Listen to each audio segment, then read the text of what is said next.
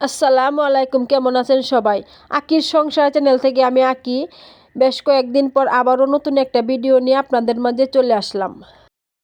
তো স্কিপ না করে পুরো ভিডিওটি দেখবেন। আর আমি তো সকালবেলা চলে গিয়েছিলাম বাজার করতে। তো কিছু বাজার করে নিয়ে আসছি, আর সাথে দুইটা তো নলা মাছ নিয়ে আসছি। ছোটো রুইকে আমাদের এদিকে আর কি নলা মাছ বলা হয়। তো সেই দুইটা মাছ নিয়ে আসছি। আর বাড়িতে হচ্ছে মেহমান আসছে, তাদের জন্য আর কি রান্না করব, সেই জন্যই। আর এই কয়দিন কেন আমি ভিডিও দিতে পারি না সেটাই আজকে আপনাদের সাথে শেয়ার করব। তো ভিডিওটা দেখতে থাকেন।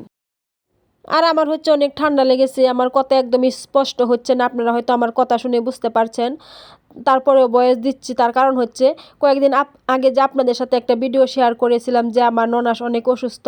আর সেই ননাস কিন্তু এখন আর পৃথিবীতে বেঁচে নেই, তিনি পৃথিবীর মায়া ত্যাগ করে পরলোক গমন করেছেন। তো ওনার জন্য সবাই দোয়া করবেন, আল্লাহ তাআলা যেন ওনাকে বেহেশত নসিব করে, আমিন। তো যাই হোক, আপনাদের সাথে কথা বলতে বলতে আমি কিন্তু এদিকে রান্নাটা বসিয়ে দিয়েছি। আর আমার মেয়ে হচ্ছে ডিম সিদ্ধ করে ডিম ভেজে রেখেছে, আর মাছ বোনা করব, মাছও ভেজে রেখেছে। আমি শুধু এখন তরকারিটা রান্না করে নেব। তো প্রথমে আমি হচ্ছে ডিম বোনা করে নেব, সেই জন্য মশলা কষিয়ে নিয়েছি, তার মধ্যে ঝোলের জন্য পানি দিয়েছি। আর এই তো আমার ঝোলের পানিতে বলক চলে আসছে, আর আমি কিন্তু ডিমগুলা দিয়ে দিচ্ছি। আর ডিমগুলা মাঝখান থেকে কেটে দিচ্ছি, কারণ হচ্ছে আনাম ডিম খাইতে হচ্ছে ভালো লাগে না, তো মাঝখান থেকে কেটে দিলে সেটা হচ্ছে খাইতে অনেক ভালো লাগে। সেই জন্য আমি ডিমগুলা সবসময় আর কি এরকম করে মাঝখান দিয়ে কেটে তারপরে হচ্ছে বোনা করি। আর আপনারা কে কে আমার মতো এভাবে ডিম মাঝখান থেকে কেটে রান্না করতে পছন্দ করেন, আমাকে কিন্তু আপনারা কমেন্টের মাধ্যমে জানাইতে পারেন। আর এই তো আমার ডিম বোনাটা প্রায় শেষের দিকে, আমি এখন হচ্ছে ধনিয়া পাতা দিয়ে নামিয়ে নেব। আর এই কয়েকদিন থেকে কিন্তু আমার শরীরটা বেশি ভালো না, হালকা হালকা জ্বর, আবার হচ্ছে ঠান্ডা লেগেছে। তারপরেও কিন্তু সংসারে কাজ থেকে 1 মিনিটের জন্য কোনো ছুটি নাই। এটাই হচ্ছে মেয়েদের জীবন। আর এই তো ডিম বোনাটা হয়ে গেছে, আমি নামিয়ে নিয়েছি। আর এখন হচ্ছে সেই কড়াইটা আবারও ধুয়ে চুলায় বসিয়ে দিছি। আর আমি পেঁয়াজ মরিচ ভেজে নিয়েছি, তার মধ্যে আদা রসুন জিরা দিয়ে দিছি, আর অল্প করে পানি দিয়ে দিছি। আর এখন হচ্ছে হলুদ মরিচ ধনিয়া দিয়ে ভালো করে কষিয়ে নেব মাছ বোনা করার জন্য। আর নলা মাছগুলা কিন্তু আমার মেয়ে ভেজে রেখেছে, আর সেই মাছগুলো এখন হচ্ছে আমি রান্না করে নেব। আর এই তো আমি কিন্তু মশলা কষিয়ে, আমার কিন্তু মনে ছিল না টমেটো কষাইতে, আমি তার মধ্যে পানি দিয়ে দিছিলাম। আর সেই পানির মধ্যে আমি এখন হচ্ছে টমেটো দিয়ে দিছি, দিয়ে আর কি রান্নাটা করে নেব, কি আর করার। আর এই তো টমেটোর মধ্যেও বলক চলে আসছে, আর এখন হচ্ছে আমি ভেজে রাখা মাছগুলো দিয়ে আর কি সুন্দর করে রান্নাটা করে নেব।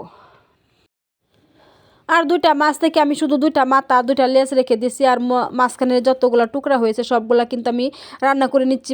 কারণ হচ্ছে বাড়িতে অনেকগুলো মেহমান আছে, আমার সবগুলা মাছে কিন্তু লাগবে, সেজন্য আমি সবগুলো আর কি রান্না করে নিচ্ছি। আর এই তো আমার মাছের তরকারিটা হয়ে গেছে, এখন আমি ধনিয়া পাতা দিয়ে নামিয়ে নেব। এই 2-3 দিন যাবতই কিন্তু আমার বাড়িতে মেহমান, 2-3 দিন যাবতই কিন্তু অনেক কিছু রান্না করা হয়েছে, আর সেগুলি আর আপনাদের সাথে শেয়ার করা হয় নাই। তো আজকে হচ্ছে ওনারা চলে যাবে, তো সকালবেলা আর কি কী রান্না করলাম সেটাই আপনাদের সাথে একটু শেয়ার করতেছি। আর এই তো আমার তরকারি হয়ে গেছে, আর এখন হচ্ছে আমি দুধ বসিয়ে দিছি সেমাই রান্না করার জন্য। দুধ আর চিনি কিন্তু ভালো করে জাল দেওয়া হয়ে গেছে, তার মধ্যে আমি দিয়ে দিলাম সেমাই। আর আমি কিন্তু লম্বা সেমাইটা রান্না করতেছি, আর আমার লম্বা সেমাইটা কিন্তু অনেক পছন্দের। আর লাচ্চা সেমাইটা খুব একটা ভালো লাগে না। তো লাচ্চা সেমাই মাঝে মাঝে রান্না করা হয়, আর লম্বা সেমাইটাই কিন্তু আমি বেশিরভাগ রান্না করি। তো এই তো আমি সেমাইও দিয়ে দিলাম, দিয়ে আর কি রান্না করে নেব। আর এই তো সেমাইটা এখন এই পর্যায়ে এসেছে, মানে আমার সেমাইটা কিন্তু রান্না করা হয়ে গেছে, আর এখন হচ্ছে আমি নামিয়েও নেব। আর সেমাইটা কিন্তু দেখতে অনেক সুন্দর হয়েছে, মাশাল্লাহ। আর এই তো আমার সবগুলো রান্না বাড়া কিন্তু শেষ, আমি নামিয়ে নিয়েছি।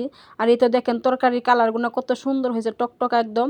আর এখানে তো বেগুন ভাজিও করেছিলাম, আর এই তো ভাত। আর আজকে সকালে নাস্তা এগুলোই ছিল আমাদের।